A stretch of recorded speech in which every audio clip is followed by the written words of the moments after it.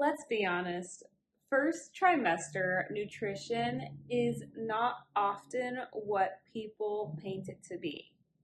There's the classic advice: don't drink alcohol, avoid soft cheeses, don't drink caffeine, or have 1 cup a day or less. But there's a lot of other things that we don't consider in that first trimester, like what on earth do I do when all I can stomach is ginger ale and a piece of toast? Today, I am going to tell you exactly how to solve that problem. My name is McKenna, and I am a nutritional therapy practitioner, doula, and fertility awareness educator, and this is Holistic Conception.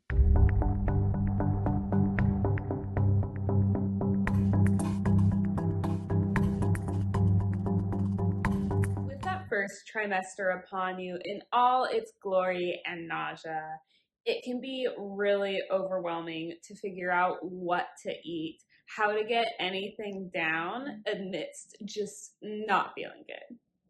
But I have a couple tips for you that might help make a difference, or at least get some high quality, nutrient dense nutrition in you. So let's go ahead and start with what we really want to focus on in that first trimester. Thankfully, caloric demands do not increase too much in that first trimester. So you can rest assured that if you're not getting as much food as you would particularly like to, it's going to be okay. Your body has been set up and prepped prior to pregnancy for the potential of having that nausea ensue due to the change in hormones and just changing so many crazy things going on in your body. So a couple things to really focus on for that first trimester are going to be blood sugar regulation. Managing your blood sugar in that first trimester can actually help make a big difference with that nausea. So if you start out your morning before getting out of bed by having a protein shake and sipping on that slowly, that can make a big difference. Or just having small, frequent meals throughout the day. Implementing different blood sugar regulation strategies that I have recommended in separate videos and podcast episodes and over on my Instagram account at holistic_conception. But the primary thing is that we really want to focus on keeping those blood sugar levels steady, because that might actually make a big difference in how you feel throughout that first trimester. Secondly, even if you can't keep a ton down, it is really important to focus on that hydration and mineral intake. Your body is building up a lot of blood volume, and that is going to require a lot of fluid. And there's also a ton of internal cellular processes going on that all require a lot of minerals in order to work.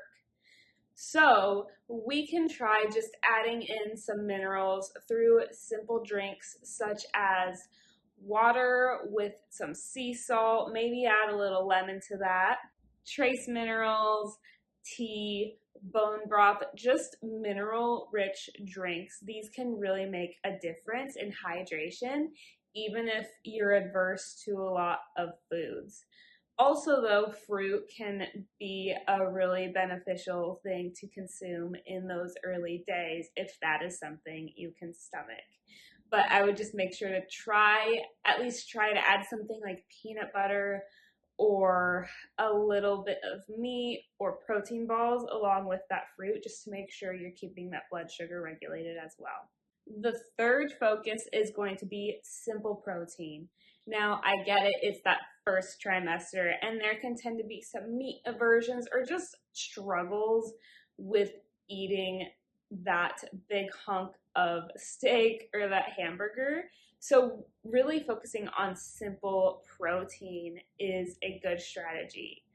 I had an amazing podcast episode with the Nourished health coach, Cara Molina, and she discusses that her number one tip for getting nutrients amidst having that nausea in the first trimester is actually to drink raw milk. I absolutely love this idea because raw milk is going to be a complete food. It's going to have that protein, but it's also going to have fat, carbs, and a ton of fat soluble vitamins and living bacteria that's going to be so good for your microbiome. Now, I know raw milk, especially during pregnancy, is controversial, but if you are getting it from a trusted, clean source, it is going to be good for you. Just make sure that you are really researching where you source your raw milk from first. Some other ways to get protein in would be, I know I mentioned it with liquids, but bone broth. This is an amazing hack if you're not feeling very good to just sip that protein. Sip your bone broth. You can add collagen into a morning protein shake. You can just add collagen to any drink. You can have gelatin gummies. Greek yogurt, cottage cheese, things such as that can be really helpful for getting in protein when it's hard to in that first trimester. So again, here are 3 big food strategies, which are to really focus on supporting that blood sugar. So have small, frequent meals and make sure to eat fiber, fat, and protein before you have any simple carbs, but some good carbs to have if that truly is all that you can eat, because I get it, there might be times where that is all you can have, would be some rice with salt and butter, or some sourdough bread, or even saltine crackers. But just getting something in is better than nothing. But if you can manage to have those small, frequent meals, that can really help your blood sugar, which may make a big difference in that nausea. And then number 3 would be electrolyte support and hydration. So having coconut water with a pinch of salt, a homemade adrenal cocktail. If you join my email list, I tend to send out some really good adrenal cocktail recipes through there. Or you can check out my nutrition coaching where I have many, many more adrenal cocktail recipes that you can try out and that are of huge benefit during that first trimester. That first trimester is not about doing everything right and feeling terrible about yourself when you can't get that really healthy food that you wanted so badly to be able to have.